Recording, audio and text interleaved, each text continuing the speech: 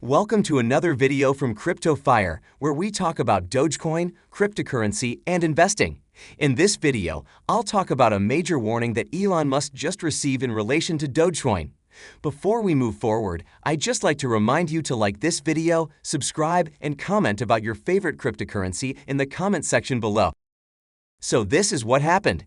Founder of Crypto Law complained about the unfairness of the SEC chairman Gary Gensler's long-lasting suit against Ripple, a company that has over 300 large financial institutions among customers outside the US, while Elon Musk drives the Doge price up with his tweets freely. It's not that the Twitter user was trying to get the SEC to sue Musk, however, he found that possible and warned Elon Musk about it. He believes that Gensler and the SEC may identify Dogecoin as an investment contract with Musk and his companies. He also tagged Elon Musk and told him about it. Also, the SEC has published a letter addressed to Elon Musk in which the regulator asked why the billionaire filed the disclosure about his 9.2% stake at Twitter later than he had to initially. Now, this is going to affect Dogecoin because Elon refrained from talking about Dogecoin in his future tweets. He could be scared by the fact that the SEC will take strong action against him. Also, at the same time, it seems that the so-called Elon Musk effect on the Dogecoin price is going out of existence. Earlier this week, Musk's tweet was about to push Doge up for no longer than around 23 seconds. In that tweet, he wrote jokingly Dogecoin trillionaire, trolling those who use the word billionaire as a pejorative. Now, a tweet like this from Musk would have pumped the price of Dogecoin beyond comprehension 6 to 8 months ago. This would prove to not be the case this time around because although there was a small movement in the price of the digital asset, it was in no way significant. This has raised speculations in the space on whether the billionaire has indeed lost his influence on the price of the meme coin. Looking at the Dogecoin chart shows that there was barely any movement in the price of the meme coin at the time the tweet went live and in the hours following it. So this is another reason why I'm so worried about the future of Elon's relationship with Dogecoin. Now let's look at some positive news for the crypto market. Crypto pundits are suggesting that the crypto market is going to see a turnaround very soon. Following massive liquidations, especially after last week's dump which was worsened by stablecoins meltdown, crypto pundits have suggested that the crypto winter could as well be over. In a recent piece, Yves Lamereux, also known as the Canadian whale, has boldly called for a new, consequential bull market. According to him, the recent capitulation by Bitcoin and other cryptos is enough to buoy up prices to tap all-time highs if all plays out well. He said, "I see extreme negative sentiment from crypto holders, just as we have seen at other bottoms." Also, when Bitcoin surged close to 70K 7 months ago, he predicted that Bitcoin would slump to around 20K to pave way for new liquidity. He, however, maintained that after that, Bitcoin's price was likely to continue surging given the rate at which the asset was being adopted, especially considering its capped supply. So basically, Bitcoin is going to fall to 20K before it rises to 40K again. Now let's talk about some great news from today. So JP Morgan is taking more profound steps in blockchain technology in recent development. This new generation bank now uses blockchain in maintaining its collateral statements. According to the report, JP Morgan Chase has completed its pilot transaction on a blockchain. On Friday, the bank moved collateral into tokenized money market fund shares.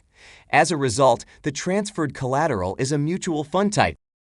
Also, data acquired by Finbold indicates that as of May 28, 2022, the number of addresses with a Bitcoin balance of more than $1 million was around 80K. Approximately 5,856 of the addresses had a combined balance of approximately $10 million.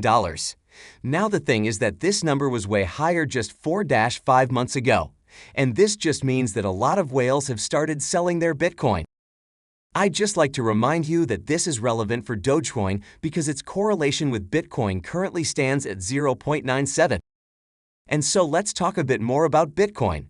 Overall, Bitcoin is down over 1% in the last 7 days, with markets mainly consolidating during that period.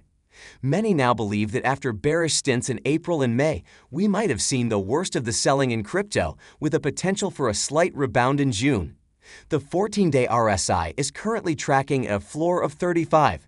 Should this break, we could see some more downward declines until bulls decide to really recapture the market sentiment. Also, another news came from Russia, which is considering allowing crypto to be used for international payments. It says here that the idea is being actively discussed. Discussions have been ongoing for months, and though the government expects cryptos to be legalized as a means of payment sooner or later, no consensus has yet been reached. Now let's talk about some predictions and analyses. So the former finance minister of Greece, Yanis Varoufakis, discussed his thoughts on cryptos. Recently, Christine Lagarde, the head of the European Central Bank, said she thinks cryptocurrencies are worthless. Regarding her tough stance, Varoufakis said, "She's right when it comes to a means of exchange. Very few people use cryptocurrencies in order to transact on a daily basis. Most people who actually buy them or use them transfer them. It is an investment, its value to most users of Bitcoin and so on serves the purpose of speculation." As a result, the former finance minister believes that cryptocurrencies such as Bitcoin won't replace fiat currencies. He said, "I do not believe that I would call it oligarchic by definition. Cryptocurrencies like Bitcoin would ever replace fiat currencies. It shouldn't, it can't, and it would be a nightmare if it did." That said, Varoufakis is confident that central banks without blockchain-like technology will be left behind. The finance minister pointed out that the Chinese central bank has already begun to implement its own digital currency and is seeing its benefits. He believes other countries will want to follow suit when it comes to making international trade more convenient for Chinese exporters. He also said, "The European Central Bank wants to move towards a digital euro and has an incentive to do it. If they don't do this, they will fall behind the Chinese central bank and the Chinese digital currency." Although Varoufakis feels that the European Central Bank is being influenced by commercial banks in Frankfurt, Paris, and London, preventing them from making a move at present, he continued, saying, "We need democratically to control our governments. That is why I am an advocate of blockchain technology being used in the context of central bank digital currencies, to afford a degree of transparency so that we all know how much money is this in the system, so the central bank cannot create liquidity without us knowing how much money they have created." Finally, the former minister stated that as a result, there could be no apolitical money such as Bitcoin or gold bugs who believe that the solution to government power is to link the capital to the price of gold or silver. Now let's take a look at what Novogratz had to say about the current market. He said, "Cryptos are trading poorly. This is going to be a period that tests people's convictions. We will find a bottom when we do. The break from TradeFi markets is because we don't have corporate buybacks and giant pension rebalancing that is causing this squeeze in equities. Bitcoin will lead the next rally when the Fed pauses. Good projects will follow suit. This industry will not go away. We are just adjusting to the popping of an asset bubble caused by the Fed. Building revolutionary tech and change isn't supposed to be easy." Also, another good news came from a16z, one of the most influential VC firms in the crypto field. It has announced the launch of a new crypto fund to invest in the development of Web3 startups. This fourth crypto fund from the firm, which will launch with a budget of $4.5 billion, is set to focus on several key fields in the crypto environment, including blockchain games and decentralized finance.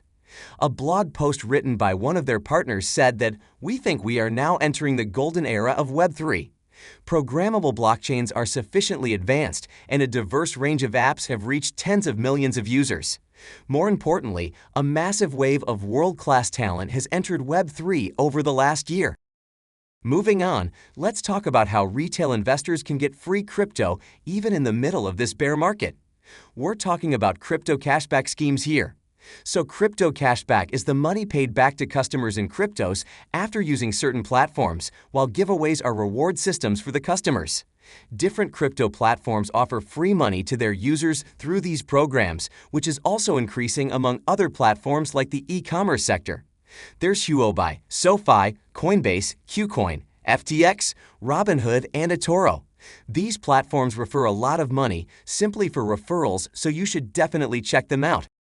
Now let's look at some technical indicators for Dogecoin. So the RSI for Dogecoin currently stands at 38.32. It's been constantly rising, which is definitely a positive sign. Also, the current MACD level is flashing a buy signal, which is again really bullish. But still, we need to keep in mind all the moving averages that are flashing a sell signal right now. In any case, I think we'll stay in the consolidation period for the next couple of weeks. And this is for this video. Also, I'd just like to remind you to like this video, subscribe, and comment about favorite crypto in the comment section below. I hope to see you in the next one. Goodbye, take care.